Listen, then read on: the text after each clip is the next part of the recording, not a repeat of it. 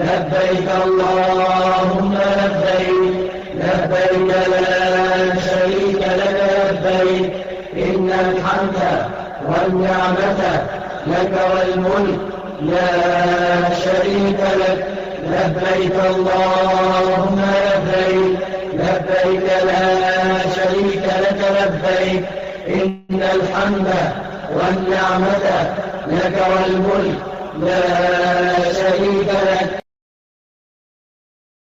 إن الصفا والمروة من شعائر الله فمن حج البيت أو اعتمر فلا جناح عليه أن يطوف بهما ومن تطوع خيرا فإن الله شاكر عليم. إن الذين يكتمون ما أنزلنا من البينات والهدى من بعد ما بيناه للناس في الكتاب أولئك يلعنهم الله ويلعنهم اللاعنون. نحمده ونصلي ونسلم على رسوله الكريم أما بعد فأعوذ بالله السميع العليم من الشيطان الرجيم من همزه ونفخه ونفثه بسم الله الرحمن الرحيم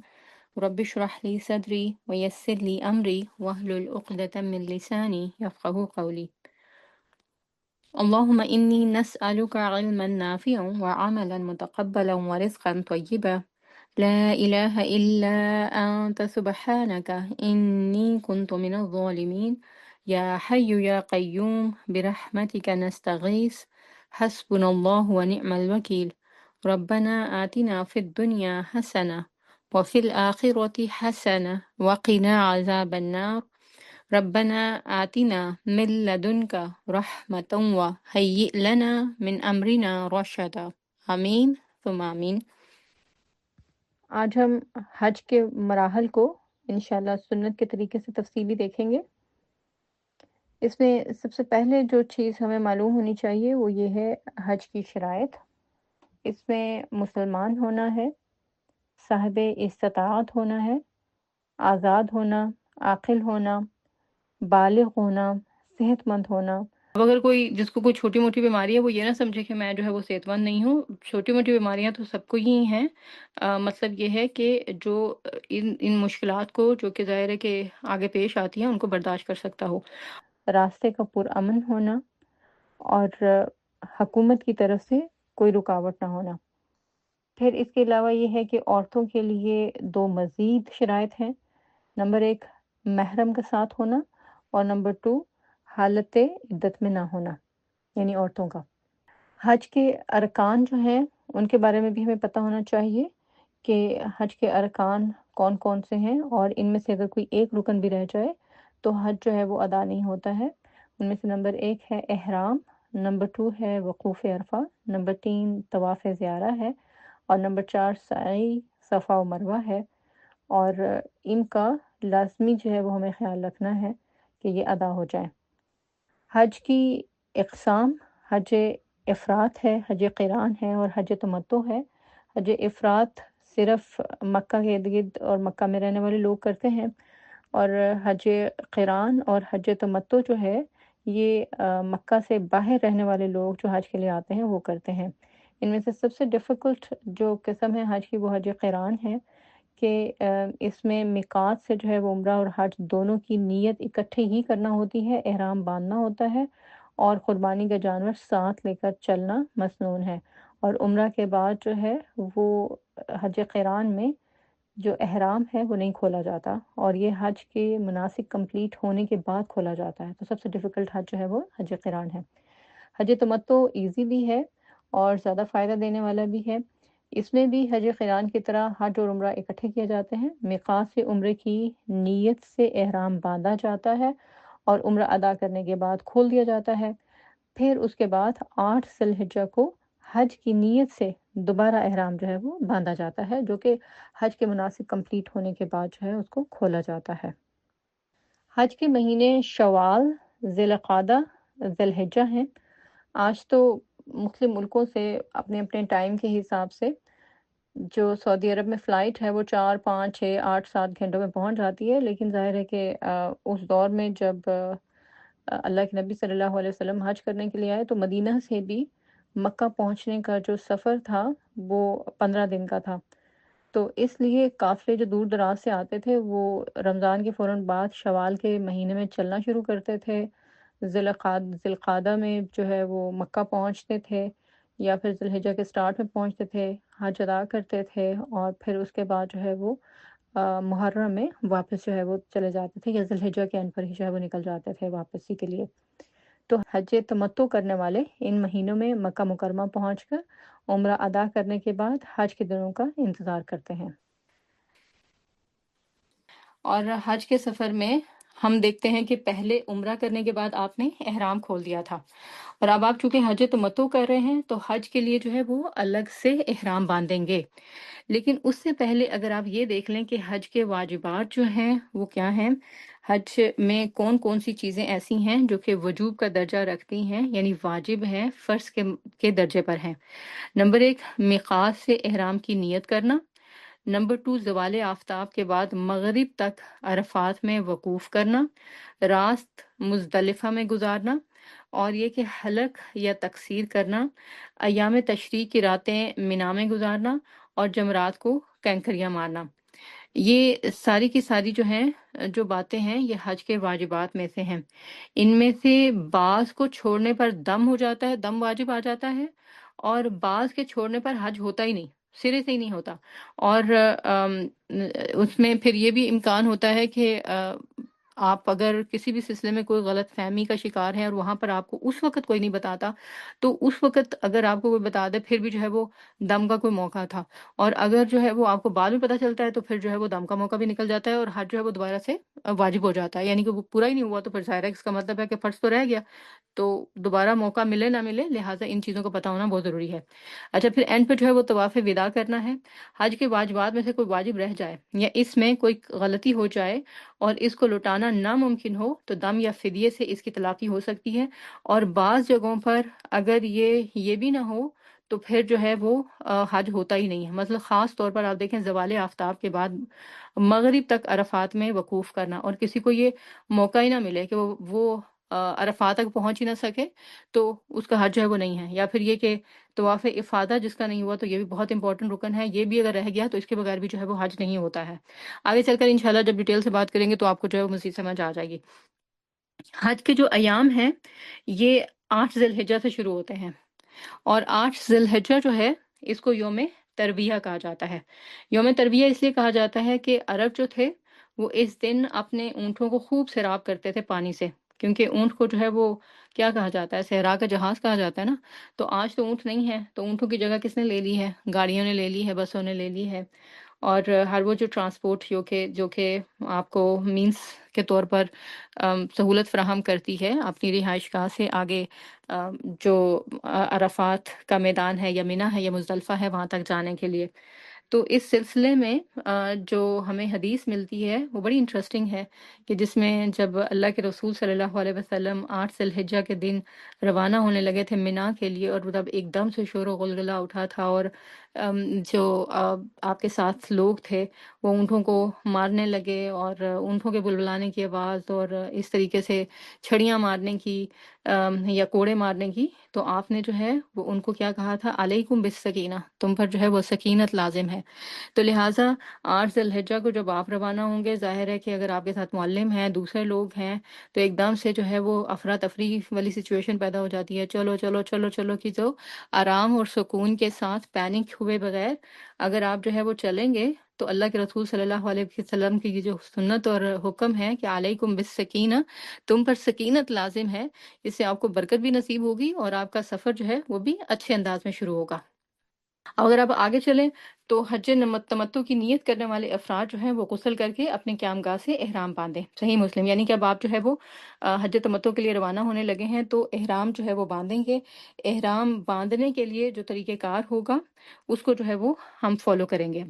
غسل کے بعد جیسے ہم نے عمرے کے لیے جب احرام باندھا تھا تو اس وقت بھی کہا تھا کہ اب آپ جو ہے وہ نہا لیں، نہا کے آپ خوشبو لگا سکتے ہیں، ڈیٹرجنٹ یوز کر سکتے ہیں، اور پھر اس کے بعد جو ہے وہ اگر مرد ہیں تو وہ احرام باندھ لیں، دو اپنی جو چادریں ہیں، اور عورتیں جو ہیں وہ اپنے لیے کوئی بھی عبایا جب وہ دوسرا ایسا لباس جو کہ ان کے سطر کو ڈھانپ دے پورا، اس کو جو ہے وہ یوز کریں۔ اچھا، اس سلسلے میں بعض لوگ جو ہیں وہ یہ شکایت کرتے ہیں کہ چونکہ ظاہر ہے کہ ٹانگیں اس دوران میں بہت زیادہ آپس میں رگڑ کھاتی ہیں تو اس کی وجہ سے ریشز ہو جاتے ہیں، تو اس کے لیے جو ہے وہ ٹپ جو کہ پریکٹیکلی لوگ دیتے ہیں وہ یہ کہ آپ ٹانگوں کے درمیان جیل یا پھر یہ کہ آئل وغیرہ جو ہے وہ لگا لیں تاکہ وہ گریسی ہو جائے جگہ، اور آپس میں جو ہے وہ رگڑ نہ کھائے، اور اس کی وجہ سے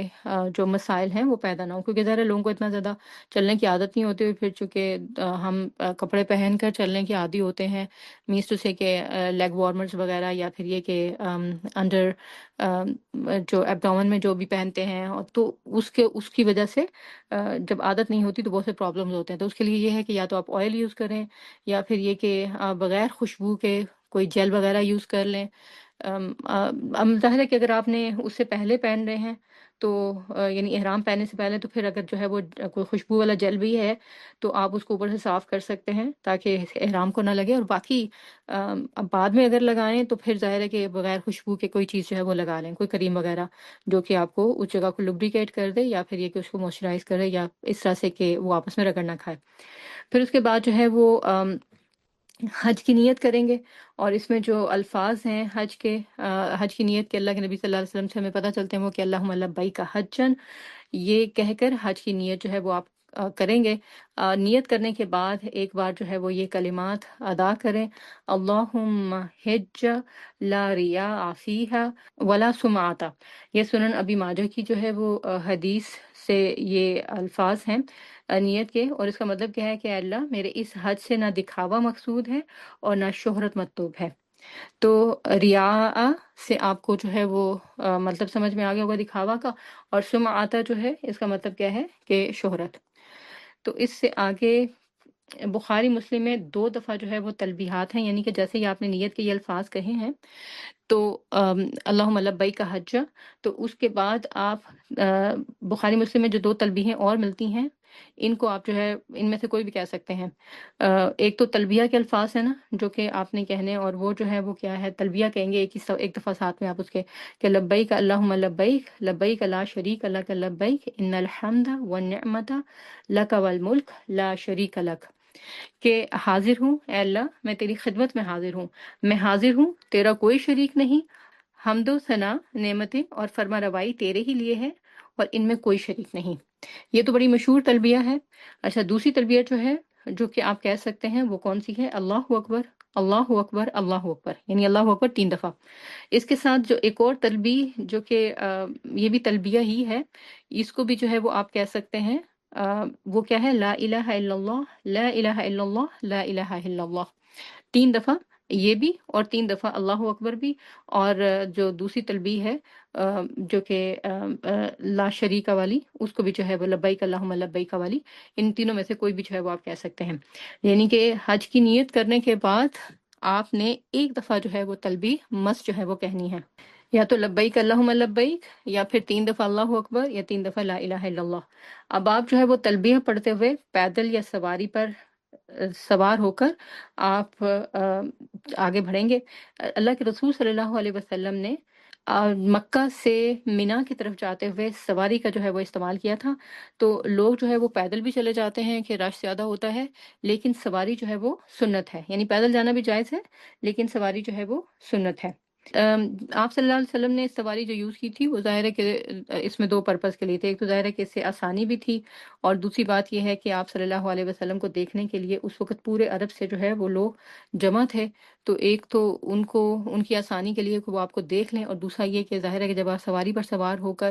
حج کے فرائض سر انجام دیتے تو باقی لوگوں کو بھی آسانی سے جو ہے وہ دکھائی دے دیتے، اور وہ آپ کی سنت کو جو اپنے ذہنوں میں محفوظ کر لیتے، آگے اپنی جنریشن کو ٹرانسفر کرتے، جیسے کہ آج جو ہے وہ ہمارے پاس اللہ کے رسول صلی اللہ علیہ وسلم کی سنت جو ہے وہ پہنچی ہے۔ تو بہرحال سواری پر سوار ہو کر آگے بڑھیں، یہ سنت ہے۔ اچھا، آگے جو ہے وہ ہمارے لیے کیا ہے کہ مکہ سے مینا کے لیے جب آپ روانہ ہوں تو پھر اس وقت جو ہے وہ ظہر سے پہلے پہلے آپ جو ہے وہ مینا پہنچ جائیں۔ فجر کی نماز کے بعد اپنی رہائش سے آپ نے احرام باندھا، حج کی جو ہے وہ نیت کی، اور پھر اس کے بعد جو ہے وہ آگے آپ مینا کے لیے روانہ ہو گئے۔ تو اب جب مینا میں پہنچنا ہے تو ظہر سے پہلے مینا میں پہنچ جائیں۔ لیکن اگر کوئی شخص وہ مینا میں ظہر سے پہلے نہ پہنچ سکے، یہ بعض اوقات رش بہت ہوتا ہے، اور جو دور والے ہیں وہ یعنی جو قریب جن کی رہائش ہے وہ تو جلدی پہنچ جائیں گے، جو دور ہیں پھر ان کے لیے کیا ہے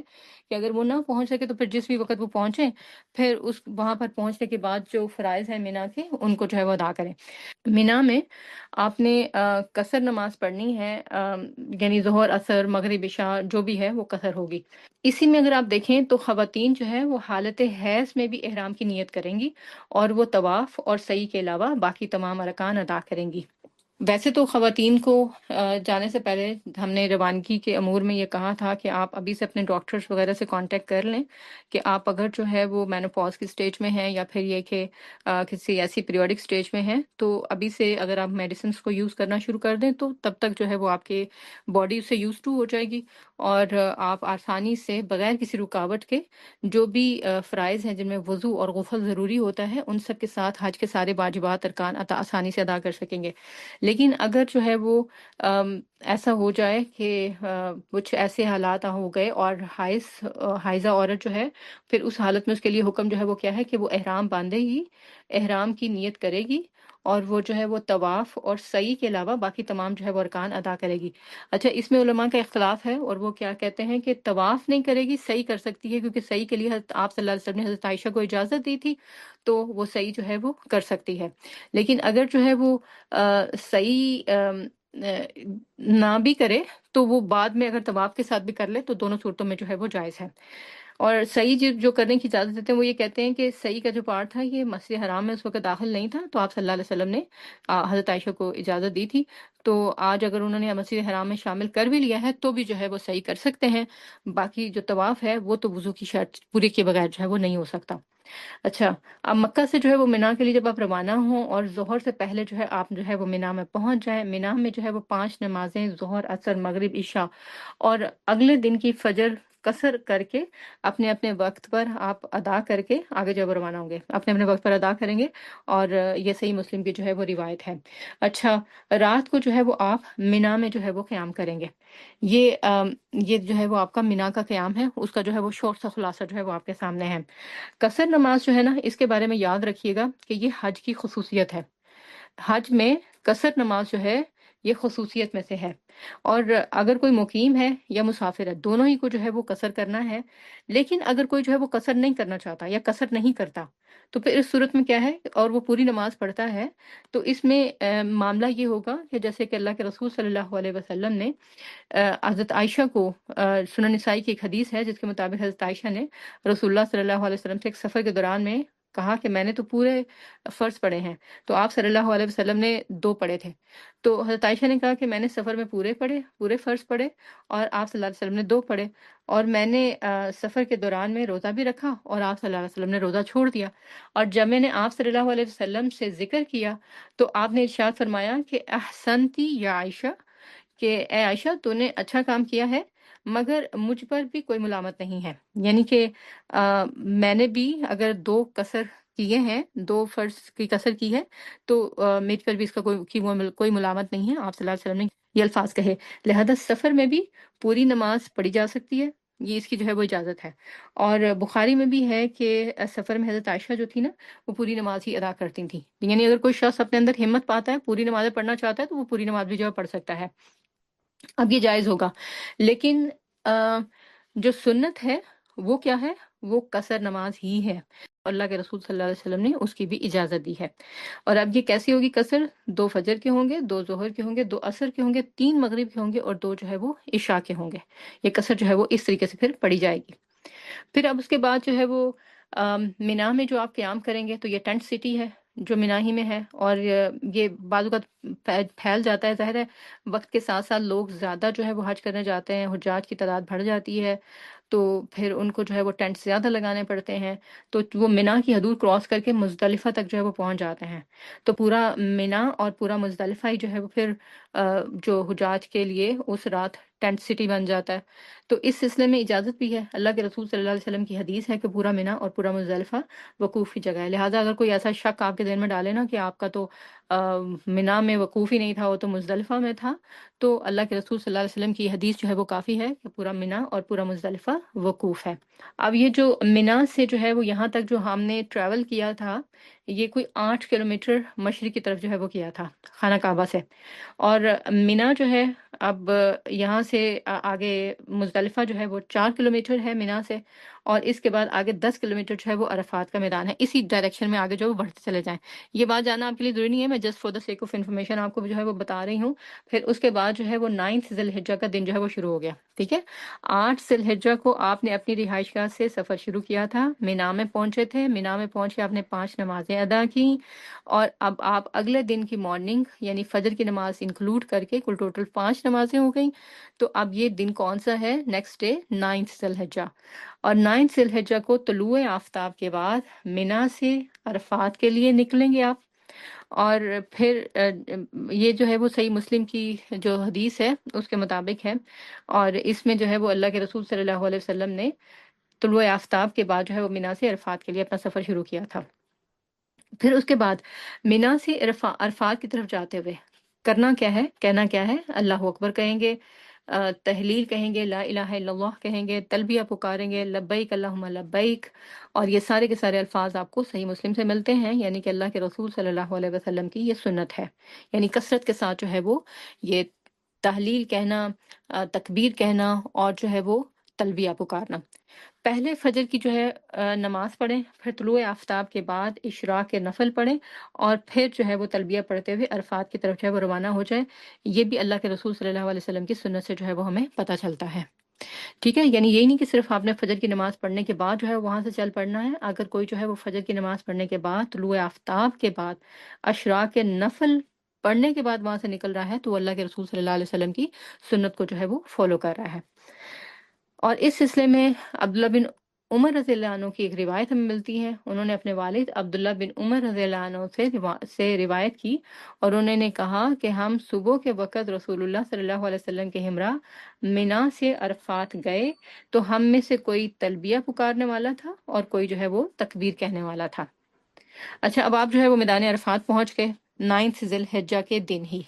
8 ذی الحجہ کا دن آپ نے منی میں گزارا تھا، 9 ذی الحجہ کا دن جو ہے وہ اب آپ جو ہے وہ عرفات میں گزاریں گے۔ یہ جو 9 ذی الحجہ کا دن ہے یہ یوم عرفہ کہلاتا ہے۔ اس دن جو ہے یہ بہت امپورٹنٹ سٹیپ ہے وقوف عرفہ، اور مسجد نمرہ میں یہاں پر جو ہے وہ آپ نے خطبہ سننا ہے۔ وقوف عرفہ میں جانے سے پہلے مسجد نمرہ میں آپ نے کیا کرنا ہے؟ خطبہ سننا ہے۔ لیکن بعض اسکالرس کی رائے یہ ہے کہ یہاں پر آپ زیادہ دیر نہ رکیں، کیونکہ مسجد نمرہ کا بہت سارا حصہ جو ہے وہ عرفہ سے باہر ہے، تو لہٰذا آپ نے یہاں پر جو ہے وہ عرفات کے میدان میں زیادہ سے زیادہ وقت جو ہے وہ گزارنا ہے۔ پھر آپ یہ کریں کہ مسجد نمرہ میں زوال آفتاب کے بعد خطبہ جو حج جو ہے اس کو سننا ہے آپ نے، اور خطبہ حج سنتے ہوئے پوری توجہ اور خاموشی کا مظاہرہ کرنا ہے۔ ظہر اور عصر کی نمازیں جو ہیں وہ 1 اذان اور 2 اقامت کے ساتھ جمع کرنی ہے، اور قصر کر کے باجماعت جو ہے وہ ادا کرنی ہے۔ یہ بھی ہمیں صحیح مسلم سے جو ہے وہ پتہ چلتا ہے۔ یعنی یہ ہم نے عرفہ کے دن میں جو کام کرنے ہیں وہ ہیں 1 اذان اور 2 اقامت کے ساتھ۔ اور پھر اس کے بعد رش کی وجہ سے مسجد نمرہ اگر نہیں پہنچ پاتے تو پھر اس صورت میں کیا ہے؟ کوئی حرج نہیں ہے، اپنی جگہ پر ہی جو ہے وہ آپ نماز باجماعت ادا کریں۔ دونوں نمازوں کے درمیان میں کوئی سنت یا نفل نہ پڑھیں۔ کیوں نہ پڑھیں؟ کیونکہ اللہ کے رسول صلی اللہ علیہ وسلم نے جب جمع تقدیم کی ہے یا جمع تاخیر کی ہے نمازوں کی، تو آپ دونوں نمازوں کے جو فرائض ہوتے تھے ان کے درمیان میں کوئی سنت یا نفل جو ہے وہ ادا نہیں کرتے تھے۔ اچھا، ظہر اور عصر کی نمازیں ادا کرنے کے بعد میدان عرفات میں داخل ہوں، اور رش کی وجہ سے ممکن نہ ہو تو پہلے بھی جو ہے وہ داخل ہو سکتے ہیں، ظہر اور عصر کی نمازیں ادا کرنے کے بعد۔ اور یہ ظہر اور عصر کی نمازیں جو ہیں یہ آپ جو ہے وہ جمع بین الصلاۃ کریں گے، اور جمع بین الصلاۃ جمع تقدیم کریں گے، یعنی ظہر کے وقت میں عصر پڑھیں گے، اس کو ظہرین بھی جو ہے وہ کہا جاتا ہے۔ اب آپ میدان عرفات میں ہیں، میدان عرفات میں آپ داخل ہو گئے، تو اب آپ نے جو ہے وہ کرنا کیا ہے؟ وقوف کے لیے میدان عرفات میں جو آپ کے کام ہیں وہ کیا ہوں گے؟ اللہ کے رسول صلی اللہ علیہ وسلم نے اس دن میں جو خاص کام کیا ہے 9 ذی الحجہ کے دن میں، وہ ہے قبلہ رخ کھڑے ہو کر انکساری کے ساتھ اور خشوع و خضوع کے ساتھ لمبی دعا مانگی آپ نے. کب تک؟ جب تک کہ غروب آفتاب نہیں ہو گیا اور مکمل طور پر جو ہے وہ تاریکی نہیں چھا گئی. اور اس لیے لہٰذا اسی سنت کو فالو کرتے ہوئے وقوف کے لیے میدان عرفات میں کھڑے ہو کر خیمے کے اندر یا باہر قبلہ رو ہو کر الگ الگ انکساری اور زاری کے ساتھ جو ہے وہ دعائیں مانگنی ہیں. یہ الگ الگ جو ہے خاص طور پر اس کی کیوں تخصیص کی گئی ہے؟ کیونکہ جب انسان اکٹھا ہوتا ہے نا تو دعاؤں کے موقع پر بھی ایک دوسرے کی طرف جو ہے وہ دیکھنا شروع کر دیتا ہے، باتیں شروع کر دیتا ہے، یا ایک دوسرے کے لباس پہ تبصرہ شروع کر دیتا ہے. تو لہٰذا یہ جو الگ الگ ہے یہ شرط اس لیے جو ہے وہ کہی گئی. یہ شرط نہیں ہے کوئی حدیث میں لگی ہوئی، لیکن یہ کہ تاکہ ظاہر ہے کہ میدان عرفات میں آپ کرنے کیا گئے ہیں؟ دعا مانگنی تو گئے ہیں. وہاں پر اس دن کی جو خاص عبادت ہے وہ ہے ہی دعا. تو لہٰذا اس دن میں آپ نے دیکھیں نمازیں مختصر کر دی گئی ہیں، دو دو کی رکعت ہو گئی ہے، لیکن دعا جو ہے وہ آپ صلی اللہ علیہ وسلم نے اتنی لمبی مانگی ہے کہ سورج کے غروب ہونے تک. تو لہٰذا اس سلسلے میں خاص طور پر جو ہے وہ ان احتیاطوں کو مد نظر رکھیں کہ وہاں کثرت کے ساتھ جو ہے وہ آپ دعا کریں. دعاؤں کے لیے آپ دعاؤں کی بک اپنے ساتھ رکھیں. آپ کا جو ہے وہ جو نسک کی ایپ ہے وہ رکھیں، اس میں بھی دعائیں ہیں. آپ اپنی جو ہے وہ جو خاص دعائیں آپ نے مانگنی ہیں ان کی فوٹو شاٹس جو وہ بھی اسکرین شاٹس وغیرہ لے کر آپ اپنے فون سے بھی جو ہے وہ استفادہ حاصل کر سکتے ہیں. اس کے علاوہ یہ ہے کہ آپ نے اگر کوئی کاپی پین لیا ہوا ہے، کسی نے دعاؤں کا لیا آپ کے لیے آپ کو کہا ہوا ہے، وہ بھی آپ اپنے پاس رکھیں. اور یہ کہ اس دوران میں کثرت سے دعائیں کریں. بعض اوقات یہ ہوتا ہے کہ لوگ لیٹ پہنچتے ہیں یا رش کی وجہ سے دیر ہو جاتی ہے، پھر وہ آتے ہیں، پھر وہ جو ہے وہ کھانا کھانے وغیرہ میں لگ جاتے ہیں، پھر اس کو اٹھانے میں لگ جاتے ہیں، پھر اس کے بعد جو ہے وہ تھک جاتے ہیں تو بس وہ آرام کرنے میں لگ جاتے ہیں، اور یہ سارا جو دعاؤں کا ٹائم ہے، قیمتی وقت، وہ جو ہے وہ گزر جاتا ہے. جبکہ اس دن کے لیے لوگوں نے باقاعدہ دعائیں مانگی ہوتی ہیں، منتیں مانگی ہوتی ہیں، اللہ سے جو ہے وہ بڑی درخواستیں کی ہوتی ہیں، بڑے انتظام کیے ہوتے ہیں، بڑے انتظام کر کے جو ہے وہ یہاں پر پہنچتے ہیں. تو لہٰذا جو وقت ملا ہے اس کو تھکاوٹ کی نظر کرنے، ارد گرد باتیں یا کھانے پینے کی نظر کرنے کی بجائے جو اصل کرنے کا کام ہے دعائیں، وہ جو ہے وہ آپ نے کرنی ہے. اس میں اپنی دنیا کے لیے مانگے، اپنے ساتھ والوں کے لیے مانگے، اپنے بچوں کے لیے مانگے، اپنی آخرت کے لیے مانگے، ان کی آخرت کے لیے مانگے، باقی ان دو آخرت لوگوں کی آخرت، امت مسلمہ کی آخرت کے لیے جو ہے وہ مانگے، مسلمانوں کے حالات کے اوپر جو ہے وہ مانگے. اور جس جس سے آپ کو گلے ہیں، شکوے ہیں، جس جس کی جو ہے وہ آپ ہدایت کے لیے دعا مانگنا چاہتے ہیں، وہاں ان میں سے کسی کو بھی جو ہے وہ نظر انداز نہ کریں. اور جب آپ کا دعاؤں پہ فوکس ہوگا نا تو پھر لوگ آپ کو یاد آتے چلے جائیں گے. اور جب آپ بیزار ہو جائیں، اکتانے لگیں، پھر دوبارہ سے جو ہے وہ کوئی تسبیح پڑھنا شروع کر دیں، استغفار شروع کر دیں، درود شریف جو ہے پڑھنا شروع کر دیں، اور اس کے بعد جب دوبارہ جو ہے وہ دعاؤں کی طرف آ جائیں. اچھا، پھر اس کے بعد یہ کہ کسی عذر کی وجہ سے 9 ذی الحجہ کے دن زوال آفتاب سے غروب آفتاب تک حاجی میدان عرفات اگر نہ پہنچ سکے تو پھر کیا ہے کہ 10 ذی الحجہ کے طلوع فجر تک عرفات پہنچ جائیں. یہ سورہ نسائی کی جو ہے وہ حدیث ہے. کیونکہ یہ جو اس دن 9 ذی الحجہ کے دن جو ہے وہ اصل کام جو ہے وہ کیا ہے؟ وقوف عرفات کرنا. جس کا وقوف عرفات ہو گیا اسی کا جو ہے وہ حج ہوگا، اور جس کا وقوف عرفات نہیں ہوا اس کا حج نہیں ہوگا. تو لہٰذا اس دن میں جو ہے وہ کرنا کیا ہے؟ وقوف عرفہ جو ہے اس کو پورا کرنا ہے، اور یہ فرض ہے. تو لہٰذا اس کی جو ہے وہ کیا ہے کہ اس میں جو اجازت دی گئی ہے وہ کیا کہ مغرب کی نماز تک تو اگر کوئی پہنچ گیا تو ٹھیک ہے، بہت اچھی بات ہے، افضل وقت ہے. لیکن اگر کوئی جو ہے مغرب کی نماز کے وقت بھی پہنچا ہے اور مغرب کے وقت جو ہے وہ پہنچا ہے، تو اب وہ جو اگلی رات مزدلفہ میں گزارنی تھی نا، اس کا کچھ حصہ جو ہے وہ یہاں پر میدان عرفات میں جو ہے وہ پہنچ گیا طلوع فجر تک بھی، تو اس کا جو ہے وہ حج ہو جائے گا. حج کرنے والے کے لیے اس دن کا روزہ نہیں ہے، اور نہ ہی اس دن کی کوئی جو ہے وہ نفل نمازیں ہیں. زیادہ سے زیادہ دعائیں جو ہے وہ مانگنی ہے اس دن، اور ذکر الہی بھی جو ہے وہ کرنا ہے. یہ اس دن کی عبادات جو ہیں ان کو آپ جو ہے وہ انڈر لائن کر سکتے ہیں. جو لوگ ظاہر حج کے لیے نہیں جاتے ان کے لیے اس دن میں کیا جو ہے وہ اللہ کے نبی صلی اللہ علیہ وسلم نے سنت چھوڑی ہے، کون سے عمل ہیں، ان کو ہم جو ہے وہ پچھلے سال کے لیکچرز میں کور کر چکے ہیں. آپ تکبیرات جو ہے اس کو دیکھ سکتی ہیں. اس کا جو لنک ہے وہ انشاءاللہ ڈال دیا جائے گا گروپ میں، تو آپ اس سے استفادہ حاصل کر سکتے ہیں.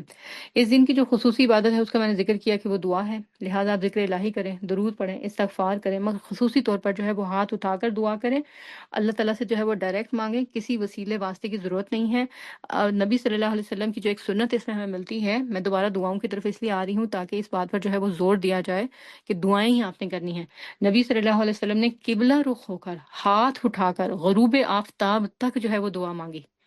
قبلہ رخ ہو کر ہاتھ اٹھا کر غروب آفتاب تک دعا مانگی، حتیٰ کہ راوی کہتے ہیں کہ آپ صلی اللہ علیہ وسلم کے ہاتھ سے آپ کا کوڑا جو ہے وہ گر گیا، تو آپ صلی اللہ علیہ وسلم نے ایک ہاتھ سے کوڑا اٹھایا اور دوسرے ہاتھ کو دعا ہی کے لیے اٹھائے رکھا، یعنی اس حد تک جو ہے وہ آپ نے اس دن دعا کا جو ہے وہ اہتمام کیا ہے اور ہاتھ اٹھا کر جو ہے وہ دعا کا اہتمام کیا ہے۔ یعنی کوئی یہ بھی کہہ سکتا ہے نا میں دعائیں مانگ رہی ہوں، میں زبان سے دعائیں مانگ رہی ہوں، باقی میں لیٹی ہوئی ہوں، میں آگ جس کے اندر جتنی ہمت ہے، کوئی بیمار ہے تو ظاہر ہے عذر کی وجہ سے وہ لیٹ سکتا ہے، لیکن یہ کہ اگر کوئی اپنے میں طاقت پاتا ہے تو اس کو اسی سنت کو جو ہے وہ فالو کرنا چاہیے۔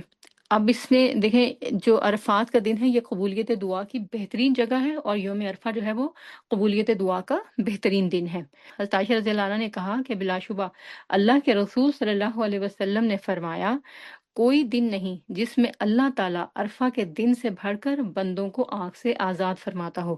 اس اگر حدیث میں دیکھا جائے تو 4 فضیلتیں ہیں۔ پہلی فضیلت کیا ہے کہ اللہ تعالیٰ عرفہ کے دن میں سب سے بڑھ کر بندوں کو آگ سے آزاد فرماتا ہے، یعنی سب سے زیادہ تعداد بندوں کی اسی دن میں جو ہے وہ آگ سے آزاد کی جاتی ہے۔ اپنے بندوں کے جو ہے وہ اللہ تعالیٰ قریب ہوتا ہے، یہ دوسری فضیلت ہے، بندوں کے سب سے زیادہ قریب ہوتا ہے۔ فرشتوں کے سامنے ان لوگوں کی بنا پر فخر کرتا ہے، یہ تیسری فضیلت ہے۔ فرشتوں کے سامنے ان لوگوں کی وجہ سے جو کہ یوم عرفہ کے دن عرفات کے میدان میں اکٹھے ہوئے ہوتے ہیں، فرشتوں کے سامنے پر فخر کرتا ہے اور پوچھتا ہے یہ لوگ کیا چاہتے ہیں۔ تو ایک لحاظ سے فخر اس بات پر کہ تم کہتے تھے کہ یہ آپس میں لڑیں گے، مریں گے اور ایک دوسرے کا خون بہائیں گے، کیونکہ ابتدا میں سورہ بقرہ کی اللہ تعالیٰ نے بتایا ہے کہ فرشتوں نے اللہ تعالیٰ کی اس کریشن کے پلان کے اوپر اپنی ریزرویشن کس طریقے سے شو کی تھی۔ تو اللہ تعالیٰ کہتے تم تو کہتے تھے کہ ایک دوسرے کا خون بہائیں گے، تو دیکھو آج یہ اتنے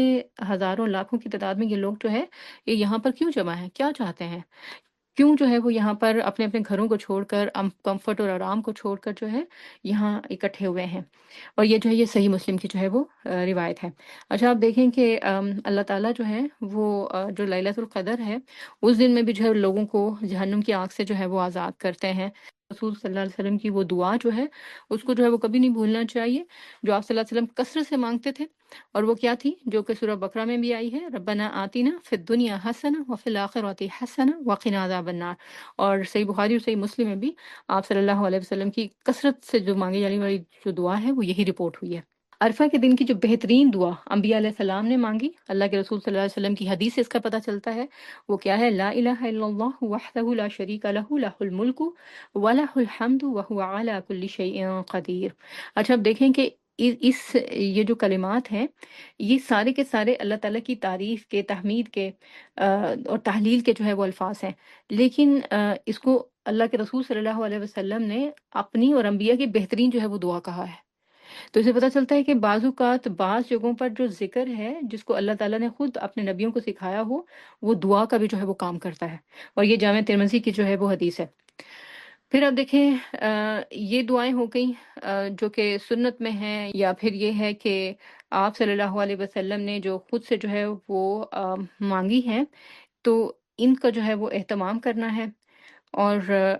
اس میں اچھا ایک دعا جو یہ ملتی ہے نا ربنا آتینا، یہ بخاری و مسلم میں ان الفاظ کے ساتھ بھی ملتی ہے کہ اللہم ربنا آتینا فی الدنیا حسنہ وفی الآخرۃ حسنہ وقنا عذاب النار۔ تو کوئی ربنا کے ساتھ مانگے یا اللہم ربنا کے ساتھ مانگے، دونوں طریقوں سے ٹھیک ہے۔ اس میں اب آپ دیکھیں کہ وقوف عرفہ جو ہے وہ فرض ہے، رہ جائے تو حج ادا نہیں ہوتا، اور نہ ہی فدیہ دینے سے اس کی تلافی ہوتی ہے۔ اور حج عرفات میں ٹھہرنے کا نام ہے۔ جو شخص مزدلفہ کی رات یعنی 9 اور 10 ذی الحجہ کی درمیانی رات طلوع فجر سے پہلے میدان عرفات میں پہنچ گیا، اس کا حج جو ہے وہ ہو گیا۔ یہ ایک اجازت ہے، تو لہٰذا اس دن تک خیریت سے پہنچنے کے لیے اور صحت کے ساتھ، عافیت کے ساتھ اس کے سارے جو سنت طریقے ہیں اس کے مطابق اس کو گزارنے کے اللہ تعالیٰ سے خاص طور پر دعا کرنی چاہیے، حجاج کو خود بھی دعا کرنی چاہیے، اور ظاہر ہے کہ جو ان کے متعلقین ہیں ان کو بھی ان کے لیے جو ہے وہ دعا گو رہنا چاہیے، کیونکہ ظاہر ہے کہ انسان اتنی اسٹرگل کرتا ہے، محنت کرتا ہے، تو پھر ضروری ہے کہ اللہ اس سے جو ہے وہ اس کی نیت کے مطابق وہ کام کروا بھی لے اور اس کو قبول بھی کر لے۔ ابو داؤد کی ایک جو روایت ہے 1949، اس میں اللہ کے نبی صلی اللہ علیہ وسلم نے ارشاد فرمایا کہ الحج عرفہ، کہ حج جو ہے وہ عرفہ ہی کا دن ہے، یا پھر یہ کہ یوم عرفہ ہی جو ہے وہ دراصل حج ہے، تو لہٰذا اس دن کی جو ہے وہ بہت اہمیت ہے۔ وقوف عرفہ حج کا رکن عازم ہے، یہ بھی بہت جو ہے وہ امپورٹنٹ بات ہے، اس کو جو ہے وہ یاد رکھنا چاہیے کہ جو وقوف عرفہ ہے یہ حج کا رکن اعظم ہے۔ اور بھی رکن ہے جو کہ جس میں پیچھے ایک رکن جو تھا وہ کیا تھا، مینا میں قیام، پھر اس کے بعد یہ دوسرا جو ہے یہ رکن اعظم جو ہے وہ یہ ہے، پھر اس کے بعد مزدلفہ، اور اس کے بعد جو ہے وہ رمی اور کرنا، پھر دوسرے بھی ہیں ان کا بھی آگے جو ہے وہ ذکر آئے گا۔ اچھا، 9 ذی الحجہ کی جو ایوننگ ہے، اب اس دوران میں کرنے کے کام کیا ہے؟ یہ تو تھا نا ذی الحجہ کا جو دن ہے، 9 ذی الحجہ کا دن، یہ آپ نے وقوف عرفہ کیا۔ اب یہاں پر جو وقت پر پہنچ گیا ہے وہ یہاں اپنا وقت گزار کر دعائیں کر کے اللہ سے خیر و برکات سمیٹ کر شام کے وقت میں کیا کرے گا کہ عرفات میں وقوف کے بعد خوب خوب دعائیں کرتے ہوئے مغرب کے بعد جب خوب اندھیرا ہو جائے، اندھیرے کا یقین ہو جائے، تو پھر آپ کیا کریں گے، مزدلفہ کی طرف جو ہے وہ روانہ ہوں گے، پیدل یا سوار، جیسی بھی جو ہے وہ سہولت ہے۔ اچھا، اب یہاں پر جب آپ جو ہے مزدلفہ پہنچیں گے تو یہاں پر آپ نے جمع تاخیر کرنی ہے مغربین میں۔ یہ بخاری مسلم کی جو ہے وہ روایت ہے۔ عبید اللہ بن عبداللہ بن عمر نے خبر دی کہ ان کے والد نے انہیں کہا کہ رسول اللہ صلی اللہ علیہ وسلم نے مزدلفہ میں مغرب اور عشاء کی نمازیں جمع کی۔ ان کو مغربین بھی کہا جاتا ہے، اور یہ جمع تاخیر ہوں گی کیونکہ عشاء کے وقت کے ساتھ مغرب جو ہے وہ ادا کی جائے گی۔ ان دونوں کے درمیان کوئی نفل نماز نہ تھی، جیسے میں نے پہلے کہا تھا کہ آپ صلی اللہ علیہ وسلم کا طریقہ کار یہ تھا کہ جب آپ جو ہے وہ جمع بین الصلاۃ کرتے تھے تو دونوں نمازوں کی جو فرض نمازیں ہوتی تھیں ان کو ادا کرتے تھے۔ اب یہاں پر فرض بھی ہیں جن کو اکٹھا کرنا ہے، اور دونوں کی قصر بھی ہے، یعنی کہ مغرب کے 3 فرض ہوں گے اور عشاء کے جو ہے وہ 2 فرض ہوں گے، اور ان کے درمیان مغرب کے 3 فرض نہیں پڑھے جائیں گے، اور عشاء کی سٹارٹ کے جو 2 نفل ہیں وہ بھی نہیں پڑھے جائیں گے۔ ڈائریکٹ 3 مغرب کے فرض اور 2 جو ہے وہ عشاء کے اکٹھے ادا کیے جائیں گے۔ آپ صلی اللہ علیہ وسلم نے مغرب کی 3 رکعتیں ادا کی اور عشاء کی 2 رکعتیں ادا کی۔ مزدلفہ، اب یہ جو ہے یہ موسٹ ایڈونچرس نائٹ ہے یہاں پر، جو کہ وقوف عرفہ کے بعد ہے۔ سورج غروب ہوتے ہی نماز مغرب ادا کیے بغیر عرفات سے مزدلفہ روانہ ہوں، مغرب اور عشاء کی نمازیں جمع اور قصر ادا کریں، صحیح مسلم کی روایت ہے۔ دونوں نمازیں 1 اذان اور 2 اقامت کے ساتھ ادا کریں، ان نمازوں کے درمیان کوئی سنت یا نفل نماز نہ پڑھیں۔ یہ صحیح بخاری سے پتہ چلتا ہے ہمیں۔ مزدلفہ میں رات سو کر گزاریں، مزدلفہ میں رات سو کر بسر نہ کرنے کی صورت میں جانور کی قربانی دیں گے، یعنی اگر آپ جو ہے وہ وہاں پہنچے ہی نہیں اور پھر جو ہے وہ آپ سوئے ہی نہیں تو پھر جو ہے یہ جو ہے کیا ہو جائے گا، جو ایک رکن ہے حج کا وہ مس ہو جائے گا، اور اس صورت میں کیا کرنا پڑے گا کہ قربانی دینی پڑے گی، یعنی وہ جو جس کو دم کہا جاتا ہے۔ اچھا، مزدلفہ میں مشعر الحرام کی یہ پہاڑی ہے جس کا ذکر جو ہے وہ قرآن میں بھی آتا ہے، وہاں پر جو ہے وہ اب کیے جانے والے کام کیا ہوں گے؟ یہاں پر جو ہے وہ ایڈونچرس نائٹ آپ جو گزاریں گے صحرا میں ہوگی، اور ٹینٹس تو ہوں گے ہی، لیکن یہ کہ اوپن نائٹ ہے یہ۔ اب پتہ نہیں کیا سچویشن ہے، جس دور میں ظاہر ہے کہ لوگ پرانے لوگ کرتے تھے وہ تو پھر اوپن نائٹ میں صحرا کی نائٹ جو ہے اس کو گزارتے تھے، اور جو شہری علاقوں کے رہنے والے لوگ ہیں ان کے لیے واقعی یہ بہت جو ہے وہ ایڈونچرس نائٹ ہوتی ہے، کیونکہ ظاہر ہے جو صحرا کی راتیں ہیں وہ میدانی علاقوں کی راتوں سے اور پہاڑی علاقوں کی راتوں سے بالکل جو ہے وہ مختلف ہوتی ہیں، اور اس میں جس طریقے سے ظاہر ہے کہ ہوا ہوتی ہے، پھر ٹھنڈی بھی ہوتی ہے وہ، اور پتہ نہیں آپ کو کبھی موقع ملا ہے ایسی کسی صحرا کی رات گزارنے کا یا نہیں، اور یہاں پر خاص طور پر جب ہم مزدلفہ میں گزاریں اور جب کہ آپ کے ساتھ جو ہے وہ کراؤڈ بھی ہے تو ایک بالکل جو ہے وہ ڈیفرنٹ ایڈونچر ہے۔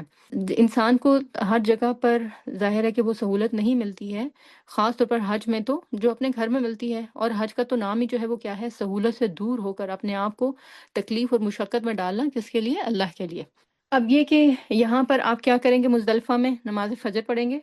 فجر کے وقت سے ذرا پہلے جو ہے اس کو ادا کریں گے، یہ صحیح بخاری سے ہمیں پتہ چلتا ہے۔ نماز فجر کے بعد اچھی طرح روشنی پھیلنے تک اپنی اپنی قیام گاہ پر قبلہ رخ ہو کر ہاتھ اٹھا کر جو ہے وہ دعائیں مانگیں گے۔ مزدلفہ سے منا جاتے ہوئے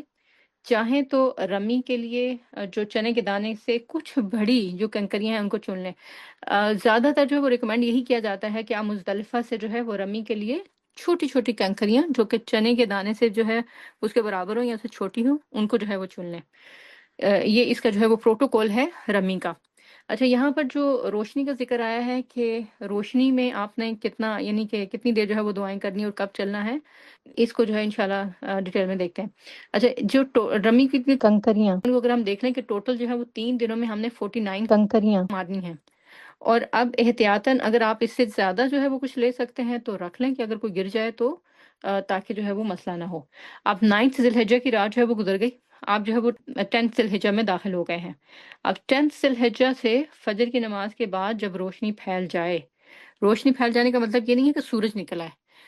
سورج ابھی نہیں نکلا لیکن اس سے پہلے کی جو روشنی ہے وہ پھیل گئی ہے، تو واپس جو ہے وہ ہم نے اب کیا کرنا ہے، مزدلفہ سے مینا کی طرف آنا ہے، ٹھیک ہے۔ تو اب یہ دن جو ہے یہ 10 ذی الحجہ کا دن ہے جس میں ہم نے مینا کی طرف واپس آنا ہے، یہ رمی کا دن کہلاتا ہے، اور رمی کا بیسیکلی مطلب ہے پھینکنا غربی لغت میں۔ تو اس دن جو ہے وہ کنکریاں پھینکی جاتی ہیں یا ماری جاتی ہیں جو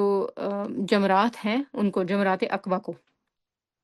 اب رمی کے لیے 10 ذی الحجہ کو جو یوم النحر بھی کہلاتا ہے، اس دن کرنے کے کام کیا ہوں گے، کیسے ہوں گے، ان کو ہم دیکھ لیتے ہیں۔ نماز فجر کے بعد جب روشنی پھیل جائے تو مینا کے لیے روانہ ہوں، راستے میں کثرت سے تلبیہ پڑھنی ہے رمی کے لیے جاتے ہوئے۔ رمی کا مطلب پھینکنا، وہ کنکریاں مارنا۔ مینا آتے ہوئے سکون اور وقار کے ساتھ آئیں، اور اس میں وہ حدیث کو یاد رکھیں جو آپ صلی اللہ علیہ وسلم نے حج کے موقع پر اپنے ساتھیوں سے کہی تھی کہ علیکم بالسکینہ، تم پر سکینہ جو ہے وہ لازم ہے، البتہ وادی محصر سے تیزی سے گزریں۔ یہ وادی محصر کیا ہے؟ یہ وہ جگہ ہے جہاں پر ابرہہ کے لشکر کو تباہ کیا گیا تھا۔ یہ وہ لشکر جو کہ خانہ کعبہ پر حملہ کرنے کے لیے آیا تھا، خانہ کعبہ کو تباہ کرنے کے لیے۔ تو ان کے اوپر جو سورۃ الفیل میں ہے نا کہ ابابیل کے جھنڈ آئے تھے اور انہوں نے ان کے اوپر کنکریاں پھینکی تھیں جن سے وہ کھایا ہوا بھس بن کر رہ گئے تھے، تو وہ وادی محصر میں جو ہے یہ قافلہ ٹھہرا ہوا تھا اس وقت، اور یہ اللہ کے نبی صلی اللہ علیہ وسلم کی پیدائش کا سال ہے۔ اس جگہ سے چونکہ یہ عذاب کی جگہ ہے تو لہٰذا یہاں سے جو ہے وہ تیزی سے گزر جانا ہے، باقی جگہوں پر تیزی دکھانے کی ضرورت نہیں ہے، سکون اور وقار کے ساتھ جو ہے وہ گزرنا ہے۔ پھر اس کے بعد جو ہے مینا پہنچ کر سب سے پہلے جمرہ عقبہ کو جو ہے وہ رمی کریں۔ جمرہ عقبہ جو ہے وہ سب سے آخر میں ہے، یعنی کہ جو مکہ ہے، مکہ کی طرف ہے یہ، اور رمی سے پہلے جو ہے وہ تلبیہ کہنا بند کر دیں۔ جمرہ عقبہ کو 7 کنکریاں الگ الگ ماریں، یہ صحیح بخاری سے جو ہے وہ ثابت ہے، یعنی یہ نہیں کہ اکٹھی ساتوں کی ساتوں جو ہے وہ پھینک دینی ہے، نہیں، بلکہ ہر کنکری جو ہے وہ الگ الگ کر کے مارنی ہے، اور ہر کنکری مارتے وقت بسم اللہ اللہ اکبر یا اللہ اکبر جو ہے وہ پڑھنا ہے۔ اچھا، بعض لوگ جو ہے یہاں پر جذبات میں آ کر جو ہے وہ شیطان کو برا بھلا بھی جو ہے وہ کہنا شروع کر دیتے ہیں۔ یہاں پر کوئی شیطان نہیں ہے، اور یہ جو جمرات ہیں یہ وہ جگہیں ہیں جہاں پر شیطان نے ابراہیم علیہ السلام کو جو ہے وہ روکا تھا۔ تو یہ اس میں جو مارکیٹ میں سٹوری جو ہے وہ گردش کرتی ہے اور فیمس ہے کہ اس وقت جو ہے وہ شیطان یہاں پر جو ہے وہ پتھر بن گیا تھا، تو وہ پتھر وتھر کوئی نہیں بنا، یہ نہ ہی وہ پتھر ہے، بلکہ یہ بس ان جگہوں کو جن جگہوں پر شیطان نے ابراہیم علیہ السلام کو ڈسٹرب کیا تھا، اللہ کی فرمانبرداری سے روکنے کے لیے جو ہے وہ کوشش کی تھی،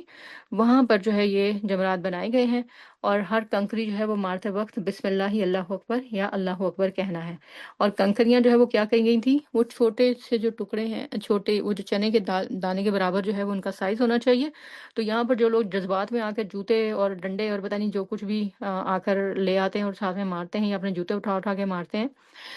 پھر اس کی جو ہے وہ تو کسی صورت میں بھی کوئی اجازت نہیں ہے۔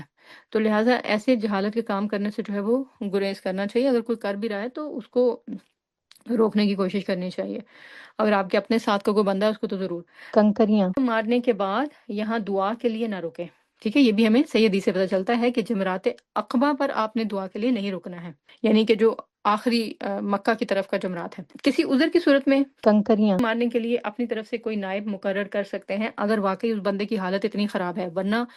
جو کوئی عورت یہ کہے کہ میری جگہ میرا ہسبینڈ مار لے گا تو اس کی کوئی اجازت نہیں ہے، ہر ایک کو اپنی کنکریاں خود ہی جا کر جو ہے وہ مارنی ہے۔ مسند احمد سے ہمیں یہ پتہ چلتا ہے کہ یہ 3 مقامات جو کہ ابراہیم علیہ السلام کو شیطان نے ورگلانے کے لیے ان جگہوں پر روکا تھا، تو حضرت اسماعیل علیہ السلام کی قربانی نہ کریں، تو ابراہیم علیہ السلام نے اس پر یہاں پر کنکریاں پھینکی تھیں۔ ان جگہوں پر ابراہیم علیہ السلام نے چونکہ کنکریاں پھینکی تھیں تو اللہ تعالیٰ نے اس کی یاد میں جو ہے ان جگہوں پر کنکریاں پھینکنے کا جو ہے وہ حکم دیا ہے۔ اگر ابراہیم علیہ السلام نے کنکریاں ماری تھی تو پھر ہمارا کام بھی کیا ہے، کنکریاں مارنا ہی، نہ تو زبان سے کوئی ایسے الفاظ ادا کرنا اور نہ ہی جو ہے وہ کوئی اور جو ہے وہ اس سے بڑھ کر کام کرنا۔ اچھا، جمرہ عقبہ کی رمی کا افضل وقت جو ہے وہ چاش کا وقت ہے، البتہ عذر یا رش کی وجہ سے گنجائش ہے کہ وہ 11 ذی الحجہ کی طلوع فجر تک جو ہے وہ کنکریاں مار لیں۔ یہ ایک اجازت ہے، یعنی کہ اگر کسی کو اس دن موقع نہ مل سکے، جیسے کہ وہ پچھلا وقت جو ہے وہ اس کا تو ٹائم کوئی لیٹ پہنچا عرفات کے میدان میں، رات اس نے وہاں گزار دی، اب آگے مزدلفہ آئے گا، تو یہاں پر جو ہے وہ اس کو پھر جو ہے وہ اس رات موقع نہیں مل سکا، تو پھر کیا ہے کہ یہ 10 ذی الحجہ کا دن تھا، تو 10 ذی الحجہ سے آگے 11 ذی الحجہ کی مارننگ تک یہ گنجائش ہے کہ وہ طلوع فجر تک اس کے پاس ٹائم ہے کہ وہ کنکریاں مار سکتا ہے، یعنی رات کے وقت وقت میں۔ اچھا، جمرہ عقبہ کی رمی کے بعد جو ہے وہ قربانی کرنی ہے، اور یہ قربانی جو ہے یہ کس دن ہوگی؟ یوم النحر کے دن ہوگی، اور یہ 10 ذی الحجہ کا جو ہے وہ دن ہے، اور 10 ذی الحجہ کس کو کیا کہا جاتا ہے؟ نہر، نہر جو ہے وہ قربانی کو کہا جاتا ہے۔ اچھا، 10 سے 13 ذی الحجہ کی غروب آفتاب تک قربانی کر سکتے ہیں، یہ سنن بیہقی کی جو ہے وہ روایت ہے۔ منی یا مکہ میں کسی بھی جگہ قربانی کریں، قربانی کے بعد مرد حلق یا تقصیر کرائیں، عورتیں صرف جو ہے وہ تقصیر کریں گی، یعنی کہ بال چھوٹے نیچے سے وہ ایک ایک پور، دو دو پور کے برابر جو ہے وہ کاٹ دیں گی عورتیں۔ اچھا، بال منڈوانے سے افضل ہے کہ اچھا بال چھوٹے کرانے سے افضل ہے کہ بال منڈوائیں، مردوں کے لیے ہے یہ۔ حلق یا تقصیر کے بعد بیوی کے سوا تمام چیزیں جو احرام کی وجہ سے حرام تھی اب حلال ہیں۔ یہ جو احرام کی لازمی ذمہ داریاں اور شرائط تھیں ان میں سے کچھ جو بالکل ختم ہو گئی ہیں، اور صرف ایک باقی ہے کہ بیوی کے ساتھ جو وہ کسی قسم کا ابھی بھی ریلیشن شپ جو ہے وہ قائم نہیں ہو سکتا ہے۔ قربانی، یہ جو حج کی قربانی ہے یہ عید کی قربانی نہیں ہے، خاص طور پر وہ لوگ جو حاجی ہیں ان کو یہ یاد رکھنا چاہیے کہ 10 ذی الحجہ کے دن وہ جو قربانی کر رہے ہیں یہ حج کی قربانی ہے۔ حج تمتع اور حج قران والے جو ہیں یہ جب عمرہ اور حج کو اکٹھے ایک ہی سفر میں کرتے ہیں تو اس وقت ان کے اوپر یہ قربانی جو ہے وہ واجب ہوتی ہے، تو یہ حج کی قربانی ہے، یہ عید کی قربانی نہیں ہے وہ جو ہم اپنے اپنے گھروں میں کرتے ہیں۔ حج افراد والے یہ نہیں کرتے کیونکہ انہوں نے جو ہے وہ عمرے کا فائدہ نہیں اٹھایا ہوتا، تو حج کے ساتھ جو عمرے کا فائدہ اٹھاتا ہے وہ اس قربانی کو کرتا ہے۔ اب یہاں سے آپ نے جو احرام تھا اس کو کھول دیا، قربانی کرنے کے بعد احرام کی پابندی جو ہے وہ ختم ہو گئی، تو اب اس کے بعد جو ہے وہ ایک حج کا رکن رہ گیا ہے اور وہ ہے طواف افاضہ۔ اس کو طواف افاضہ بھی کہتے ہیں، اس کو طواف زیارہ بھی کہتے ہیں۔ عام کپڑوں میں ہوگا یہ طواف، عام کپڑوں میں کریں گے، یعنی احرام تو آپ نے کھول دیا تو اب آپ عام کپڑے پہن کر اس کو جو ہے وہ کر سکتے ہیں، اور کسی بھی کلر کے کپڑے پہن کر کر سکتے ہیں۔ صفا و مروہ کی سعی حج افراد اور حج تمتع والے کریں گے۔ اچھا، جو طواف افاضہ ہے اس میں جو حج افراد اور حج تمتع والے ہیں یہ صفا و مروہ کی سعی بھی کریں گے، چونکہ زیادہ تر لوگ حج تمتع والے ہی ہیں تو لہٰذا ان کو صفا و مروہ کی سعی کرنی ہے۔ لیکن اگر کوئی ایسا ہے جو کہ حج قران کر رہا ہے، حج قران کا مطلب یہ ہے کہ اس نے عمرہ کرنے کے بعد اپنا جو احرام تھا وہ نہیں کھولا تھا اور وہ حج تک اس نے جو ہے وہ باندھے رکھا ہے، تو اس وجہ سے اب کیا ہوگا کہ وہ اپنا صفا و مروہ جو ہے حج قران والوں کو اس کی اجازت ہے کہ وہ نہیں کریں گے، حج تمتع والے جو ہیں وہ طواف بھی کریں گے اور طواف کے ساتھ صفا و مروہ کی سعی بھی کریں گے، اور وہ وہی سارا طریقہ ہوگا جو کہ ہم نے جب عمرے میں طواف کا طریقہ کیا تھا، اور جس میں کہ طواف کے 7 چکروں کے بعد آپ نے مقام ابراہیم پر 2 نفل پڑھنے، پھر اس کے بعد جو ہے وہ آب زمزم پینا، پھر سعی کرنا، تو پھر اس کے بعد جو ہے وہ ان کا یہ آخری حج کا رکن جو ہے یہ بھی کمپلیٹ ہو جائے گا۔ حج کی صحیح جو ہے وہ صحیح کے بعد رات واپس مینا میں آ کر گزارنی ہے، یہ بہت امپورٹنٹ ہے، اور اکثر جو ہے وہ چونکہ طواف افاضہ بہت لیٹ ہوتا ہے، 8 8 10 10 گھنٹے بھی، بعض اوقات 12 12 گھنٹے بھی لگ جاتے ہیں، کیونکہ ظاہر ساری دنیا اسی وقت ہوتی ہے کہ انہوں نے اس حج کے رکن کو کمپلیٹ کرنا ہوتا ہے، تو یہ بعض اوقات جو ہے وہ لوگ مینا میں واپس رات کو نہیں پہنچ پاتے ہیں، تو جو رات کو واپس جو ہے وہ مینا میں نہیں پہنچا، رات کا کچھ حصہ اس کو مس جو ہے وہ فجر کے وقت تک ہاں اس میں مینا میں جو ہے وہ گزارنا ہے کچھ حصہ، تو فجر کے وقت تک اگر داخل ہونے کے لیے مینا کے کسی کونے میں بھی وہ پہنچ گیا ہے تو وہ اس کا وہ فرض جو ہے وہ ادا ہو جائے گا، اور باقی ورنہ اگر کیا ہے کہ کچھ بھی رات کا حصہ وہاں نہیں گزارا تو پھر جو ہے وہ دم واجب ہو جائے گا۔ یہ بھی بات جو ہے یہ یاد رکھنے والی ہے کہ طواف افاضہ کے بعد جب آپ نے مینا میں پہنچنا ہے تو رات کا کچھ حصہ آپ کے پاس ہونا چاہیے، اگر صبح فجر کی نماز کے بعد پہنچے یا فجر کی نماز پر پہنچے تو کیا ہوگا کہ پھر جو ہے وہ اس کا دم دینا ہوگا۔ اچھا، اب آ گئی 10 اور 11 کی درمیانی رات، یہ رات جو ہے وہ آپ مینا میں گزاریں گے، یہ سیکنڈ ڈے ہے، اور مینا میں رک کر اب آپ کیا کریں گے؟ رمی کریں گے 11 کو اور 12 کو، 11 اور 12 کی جو ہے وہ درمیانی رات کو، اور 12 اور 13 کی درمیانی رات میں بھی اب آپ جو ہے وہ کیا کریں گے؟ مینا میں گزاریں گے 12 اور 13 کی درمیانی رات بھی۔ 11 اور 12 کو آپ نے رمی کرنی ہے تینوں جمرات کی۔ پہلے کب کی تھی آپ نے؟ جب پہلی دفعہ جو تھی وہ صرف جمرات عقبہ کی تھی۔ اب جو 11 اور 12 کی درمیانی ہے، 11 سے 12 کا جو دن ہے، یہاں پر جب آپ نے رمی کرنی ہے تو یہ جو ہے وہ تینوں جمرات کی کرنی ہے۔ اور اس کا طریقہ کیا ہوگا؟ پہلے جمرات صغریٰ کو کریں گے، اس کو 7 کنکریاں ماریں گے، بسم اللہ اللہ اکبر کہہ کر ہر کنکری کو جو ہے وہ پھینکیں گے، اور پھر اس کے بعد جو ہے وہ آپ دعا کریں گے۔ یہ سنت ہے۔ اب آپ دل کھول کر دعا کر سکتے ہیں یہاں پر۔ پھر اس کے بعد جو ہے وہ آپ آگے چلیں گے۔ اب سیکنڈ نمبر پر جمرات وسطیٰ ہے، اس کو 7 کنکریاں ماریں گے اور قبلہ رخ ہو کر جو ہے وہ آپ دعا کریں گے۔ پھر یہ سنت ہے۔ پھر اس کے بعد جو ہے وہ اب آپ تیسرے جمرات پہ پہنچیں گے، جمرات عقبہ۔ یہاں پر آپ نے کنکریاں مارنی ہیں 7، مگر اب جو ہے دھیان یہ رکھنا ہے کہ یہاں پر آپ نے جمرات عقبہ پر دعا نہیں کرنی ہے، بلکہ مینا کی طرف واپس اپنے خیموں میں واپس آ جانا ہے۔ اور پہلے دن 7 کنکریاں ماری تھیں آپ نے، جو کہ صرف جمرات عقبہ کو تھی، اور سیکنڈ ڈے میں جو ہے جو کہ 21 مزید ماری، کیونکہ 7 7 7 3 ہو گئی، تو 3 ٹائمز اگر آپ کریں 7 تو کتنا ہو گیا؟ 21 ہو گئی۔ یہ رہ گئی ہیں 21، باقی جو رہ گئی ہیں، اب باقی 21 کنکریاں جو ہیں ان کو آپ اگلے دن ماریں گے، یعنی کہ 12 کو، تو کل ٹوٹل جو ہے وہ آپ کی 49 کنکریاں پوری ہو جائیں گی۔ اچھا، اب مینا کی طرف واپس آتے ہوئے ایک اور چیز ہے جو کہ مسجد خیف ہے۔ مسجد خیف میں جو ہے وہ اللہ کے رسول صلی اللہ علیہ وسلم کی سنت یہ تھی کہ یہاں پر آپ نے جو ہے وہ نمازیں بھی ادا کی، اللہ کا ذکر بھی کیا۔ تو یہاں پر اگر آپ کو اس سنت کو پورا کرنے کا موقع ملتا ہے تو ضرور اس سے جو ہے وہ فائدہ اٹھائیں، مسجد خیف میں نماز ادا کریں، یہاں پر ذکر کریں، باقی نمازیں ادا کریں، یعنی کچھ وقت جو ہے وہ اسپینڈ کریں۔ اب اگر جو ہے 12 ذی الحجہ کو مغرب سے پہلے پہلے آپ نے مینا کو چھوڑ دینا ہے، اور مغرب ہونے کی صورت میں کیا ہوگا کہ 13 کا جو دن ہے اگلا بھی، وہ بھی وہاں پر رکنا ہوگا، اور پھر ساتھ میں رمی بھی کرنا ہوگی۔ تو اور کل ٹوٹل جو ہے مزید آپ کو 21 اور کنکریاں مارنی ہوگی۔ 49 پہلے ہو گئی، 21 یہ ہو گئی، کہ 70 تعداد ہو جائے گی اب اس کے بعد جو ہے یہ ایام تشریق کے دن ہیں، یہ جو ہم 11 12 کی بات کر رہے تھے نا،